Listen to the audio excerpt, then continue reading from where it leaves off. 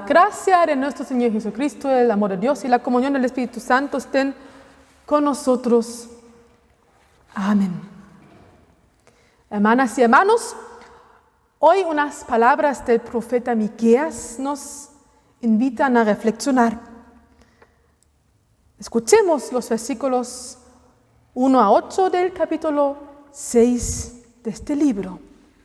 Voy a leer de la traducción que a mí me gusta, que siempre siento que mayoritariamente es la más cercana al texto original, el libro del pueblo de Dios. Pero hay una parte donde formula como una pregunta, pero en realidad en el texto en hebreo no es una pregunta. Probablemente interpretó el traductor que es una pregunta, pero no encontré otra traducción. O sea, encontré otros donde no era pregunta, pero ahí también habían cosas que no me gustaron, que no eran tan cercanos al texto, así que me quedo con esta, pero la parte donde hay una pregunta no la voy a leer como pregunta, para que sepan, por si después revisan el texto de nuevo.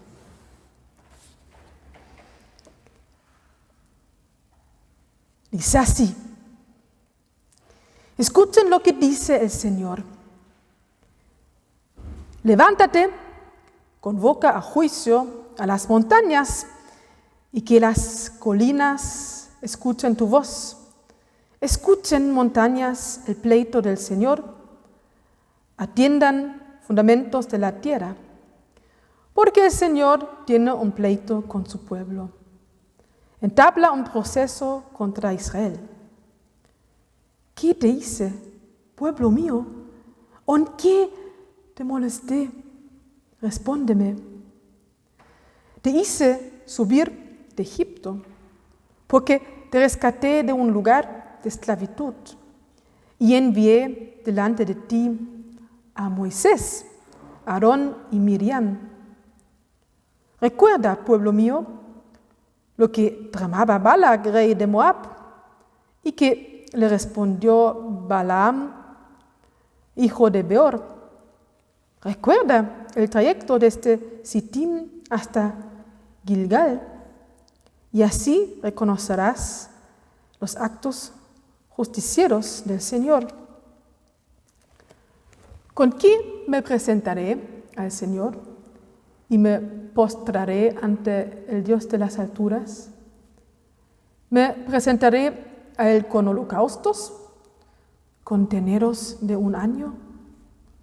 ¿Aceptará el Señor miles de carneros, millares de torrentes de aceite? ¿Ofreceré a mi primogénito por mi rebeldía, al fruto de mis entrañas, por mi propio pecado? Se te ha indicado, hombre, qué es lo bueno y qué exige de ti el Señor. Nada más que practicar la justicia, amar la fidelidad y caminar humildemente con tu Dios. Dios bendiga a nosotros esta palabra.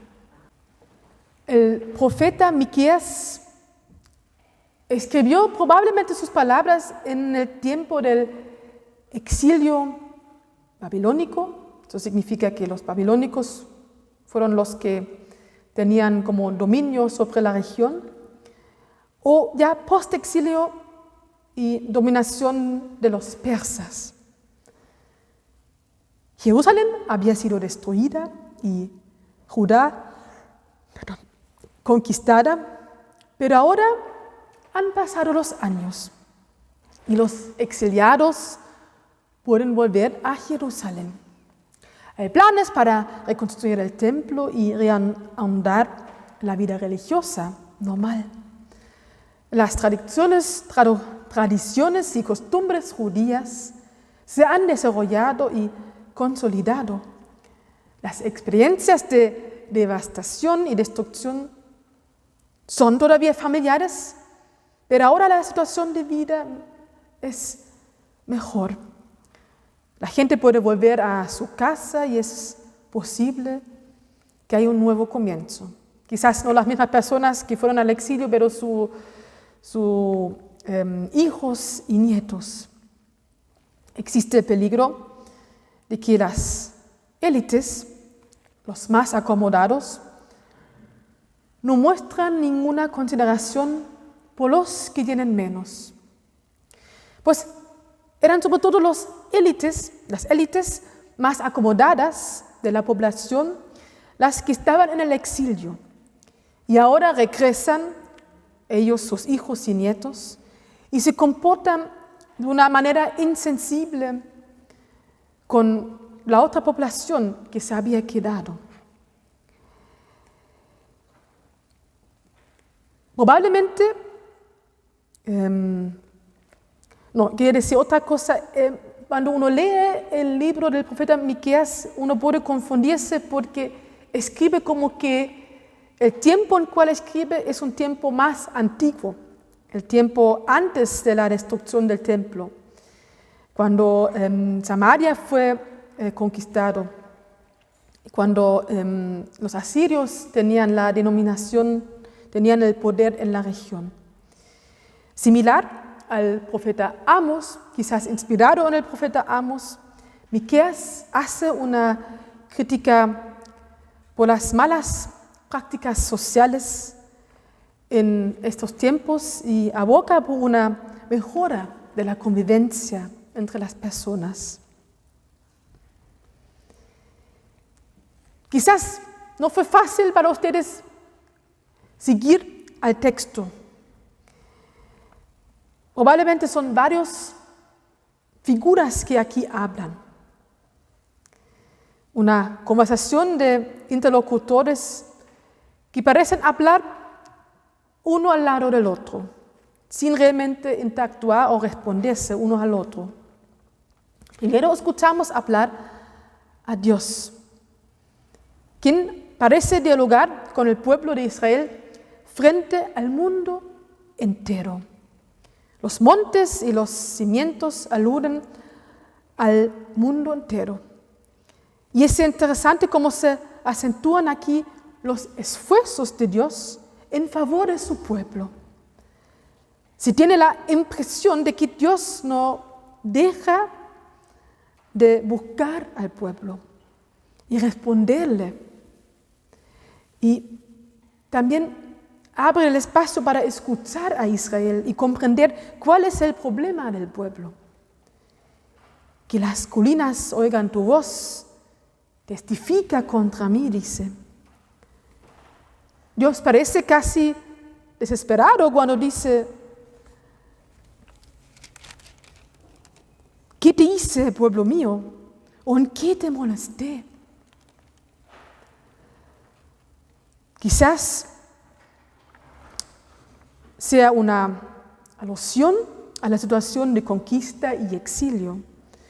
Tal vez es una alusión al hecho de que algunos han dado la espalda a la tradición y solo se han preocupado de su propio bienestar.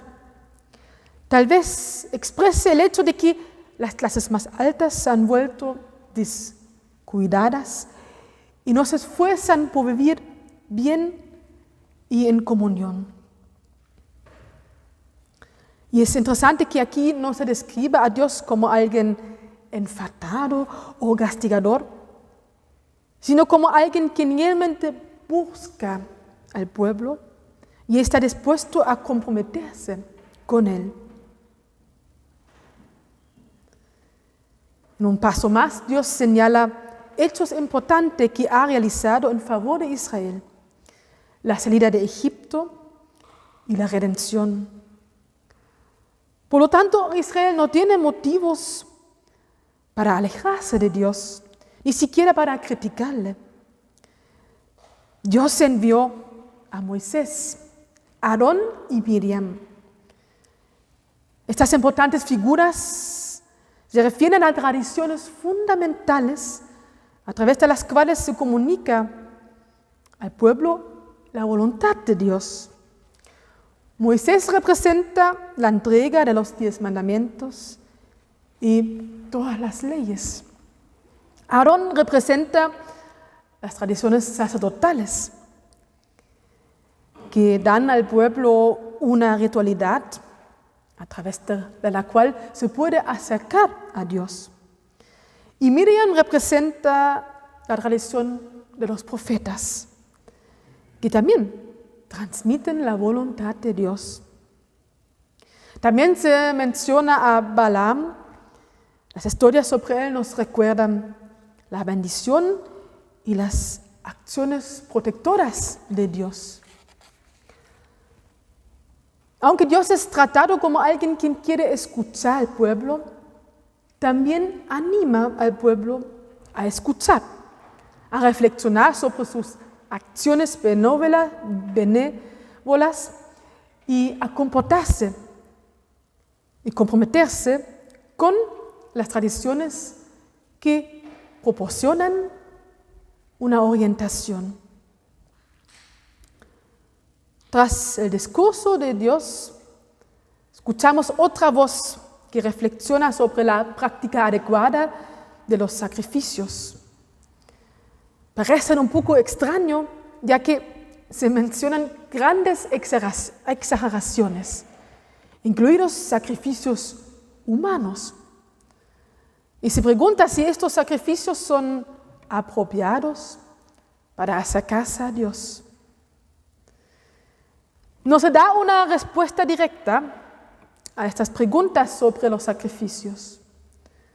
Sin embargo, el versículo 8, el último que escuchamos, en el cual habla otro interlocutor, un narrador o el mismo profeta,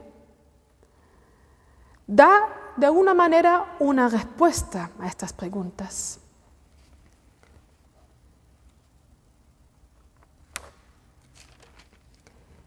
Se te ha indicado, hombre, qué es lo bueno, que exige Dios de ti. Practicar la justicia, la bondad, la buena voluntad mutua, la solidaridad o la misericordia amorosa. Todos esos conceptos pueden utilizarse para traducir la palabra Hesed, que ahí está en hebreo, y que también en el fondo expresan lo que quiere aquí indicar el profeta. Aquí se traduce con amar la fidelidad, pero el concepto es más amplio. Eso pasa muchas veces, que una palabra en hebreo puede tener varios significados: solidaridad, misericordia, voluntad hacia el otro. Bueno, y finalmente, ¿no?, camina humildemente o con prudencia con Dios. Este versículo bastante conocido, que desde hace pocas semanas también era el versículo lema, aborda, resume el discurso de Dios, resume la ley, la tradición sacerdotal y de los profetas. También son una respuesta a el caminar que hace Dios con el pueblo y una respuesta al apoyo constante con afecto, gracia, cariño, y también una respuesta al esfuerzo que hace Dios por el pueblo. Él camina con el pueblo, así que el pueblo también camine con Él. Y caminar con Dios es poner en práctica. O sea, primero meditar y después poner en práctica las tradiciones que son mencionadas aquí. Al igual que Dios actúa con bondad, perdonando, cuidando, protegiendo al pueblo, siendo cariñoso con el pueblo también debería tratarse así entre sí.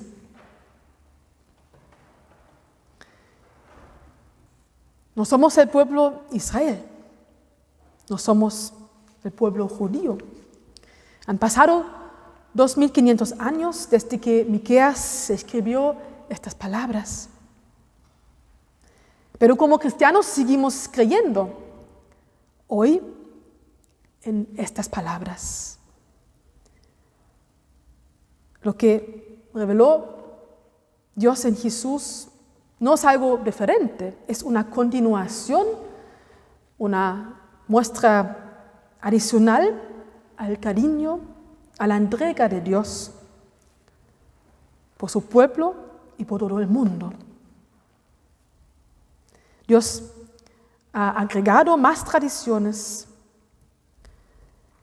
ha revelado su acción salvadora también en Jesucristo. Por eso hoy me gustaría invitarles a reflexionar sobre las palabras, tradiciones y sus encuentros con Dios, en los que te inspiras hoy. Tal como aquí se mencionan textos, tradiciones, prácticas, pregunta a ustedes, ¿en cuáles textos tú te orientas hoy? ¿Qué palabras te dicen lo que debes hacer? ¿Qué palabras bíblicas te dan fuerza y apoyo? ¿Y qué experiencias has tenido con Dios que te han mostrado cuánto te ama? ¿En qué experiencias has sentido, has absorbido su voluntad? ¿Qué te muestra lo que es la justicia de Dios? ¿Cómo puedes practicar el amor en benevolencia mutua? ¿Cuál es la respuesta adecuada al cuidado que Dios te brinda? ¿Cómo camino con Dios? Y lo he dicho muchas veces, lo encuentro muy difícil si yo ahora les doy ejemplos o respuestas, porque siento que es un proceso muy personal, que cada uno tiene que hacer su propia reflexión, pensar en sus propios encuentros con Dios y con otras personas que muestran quién es Dios. Pensar también, cada uno tiene algunos versículos bíblicos que quizás les han inspirado, les han mostrado el camino, les han revelado quién es Dios. A mí se me ocurren ahora algunos, pienso en Salmo 23, que habla de Dios como buen pastor, que siempre me llena de gozo y tranquilidad cuando lo rezo, cuando lo leo, cuando pienso, medito este salmo. Pienso también en varios textos de Génesis, sobre todo de los patriarcas, que muestran muy concretamente cómo Dios se enfrenta con la complejidad del ser humano y confía incluso en los que no soportan tan bien como Jacob. Pienso en muchas historias de Jesús, como Jesús se enfrenta y defiende a personas que no tuvieron la mejor conducta, como la gran pecadora, y Jesús la protege de ser apedreada, o como Jesús come y va a la casa del Zaqueo, el cobrador de impuestos, o la tan conmovedora historia del hijo pródigo. ¿Cuáles son tus textos de inspiración? ¿Cuáles son tus tradiciones que Dios te ha mostrado? Para que puedan hacer esta reflexión, tengo unas hojas preparadas que voy a entregar a cada uno, y en la semana ustedes pueden responder y llenar la hoja para hacer la reflexión ustedes mismos. En el fondo, ustedes continuar la prédica. Y la paz de Dios, que es más grande que nuestra capacidad de comprender, Guarda nuestras mentes y nuestros corazones en Cristo Jesús.